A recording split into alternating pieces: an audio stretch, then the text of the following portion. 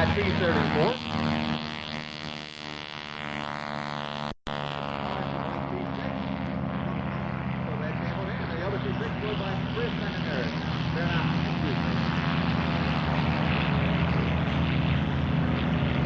Charlie Lynch flying CJ-6. You have our tech-built airplane in the green aircraft.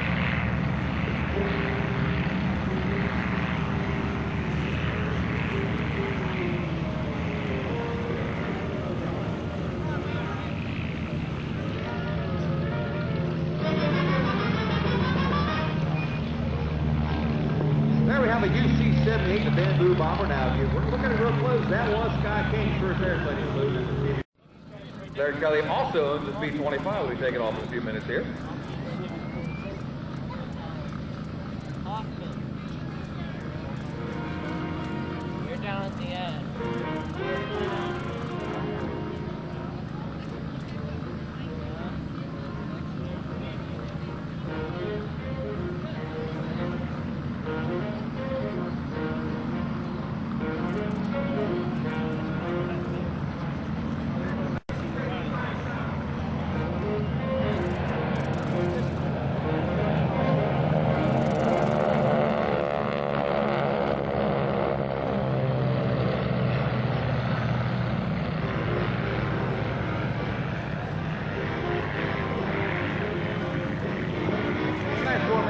T-6s, a T-34, and a CJ-6 check aircraft.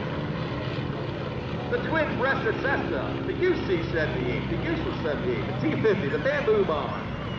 That's all one airplane going by. They work long after we leave here at nighttime, tearing things down so nobody steals them or weather doesn't take away overnight. Many thanks to Wendy and George in here today.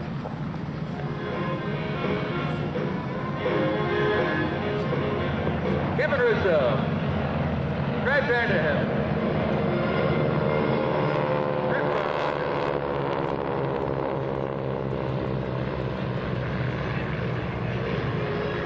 Charlie Lynch.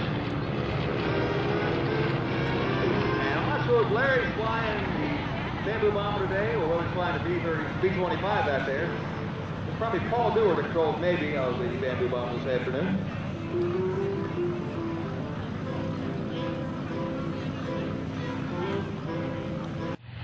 Kevin Smith in the right seat.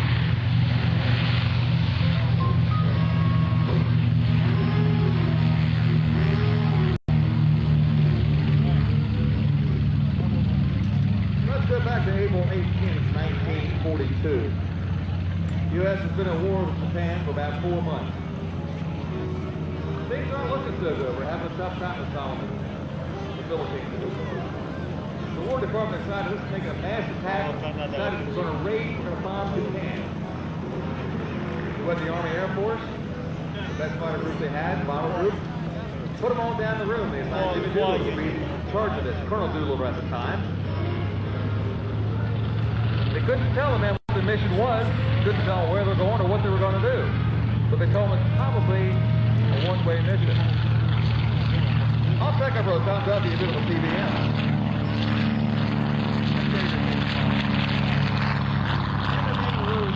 Volunteers for the mission.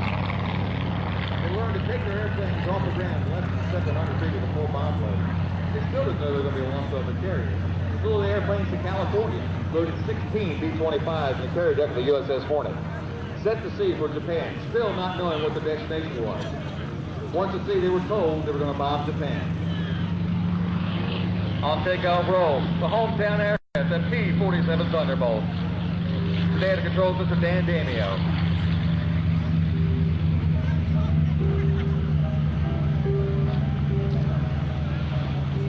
Once at sea, the men were told they were going to bomb Japan. They were delighted. The only problem was they were spotted 200 miles further out to sea than they planned on.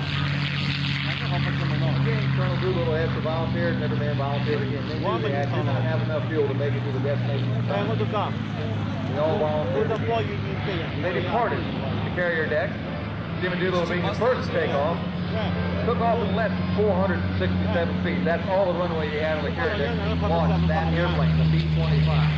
The only time B-25 was ever carrier launched. Raid top flight. These raids fly over those airplanes all the way to Japan. Once still, when they pop up to 1,500 feet, drop their bombs, head for China. And 2 came down in Japanese-held areas. Of these 2 crews, 2 crewmen drowned. Another died in 1943 in a Japanese prison, and 3 were executed. 4 were no prisoners in the war. 1 crew made it by the knocked off Russia, a crew of 8. They were held prisoners by the Russians until the end of the war, since they were not at war with Japan. Although we did very little strategic damage to Japan, the shock of being able to bomb Japan by the Japanese rendered them pulling coupled for a while.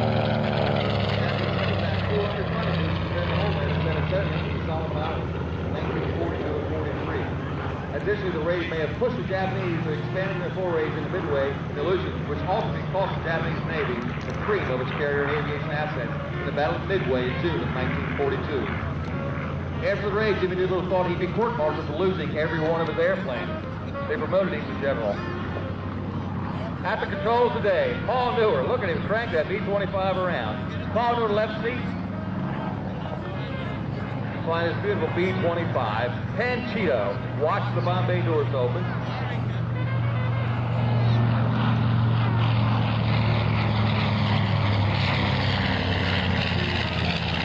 Bomb bay closed, getting switched right to flying through bomb today. Thumbs up for beautiful TBM. Fast forward to George Bush. This is the aircraft he flew during the war 1942 era. This was a carrier-based airplane. It's a monster airplane. Big bomb bay doors on it. This was a torpedo bomber.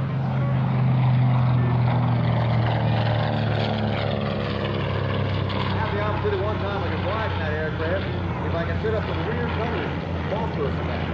I could not fit in. Those guys had a tiny to fit back of that airplane. That was a 3-man crew in this aircraft. Grumman designed and built. Hopefully when it lands, you'll be able to see the wings fold on. The wings folding mechanism of the wings was designed at a dinner table using a rubber eraser and a paper clip. How I designed how to make the wings fold, the way you'll see later on this afternoon. Stop the rain!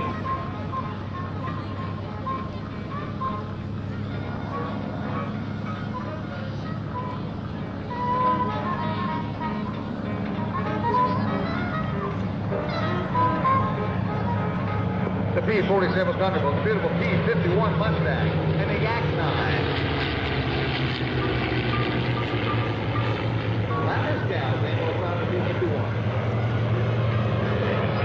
The B-25 missile bomber.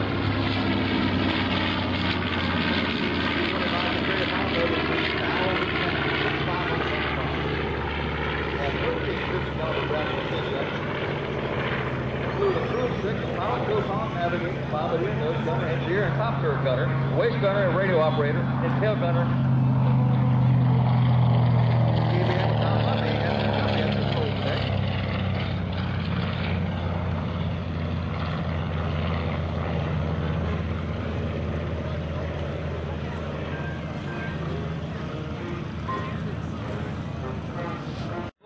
Fighter group coming through.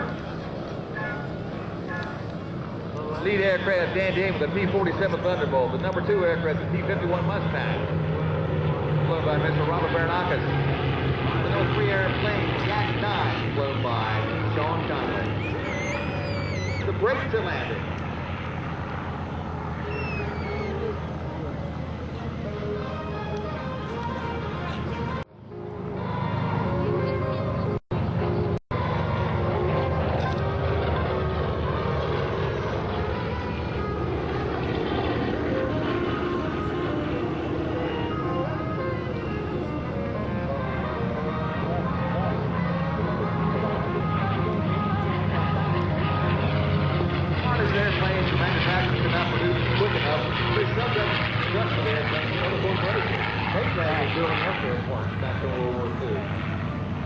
Ford Blend is built a U-24 Liberator.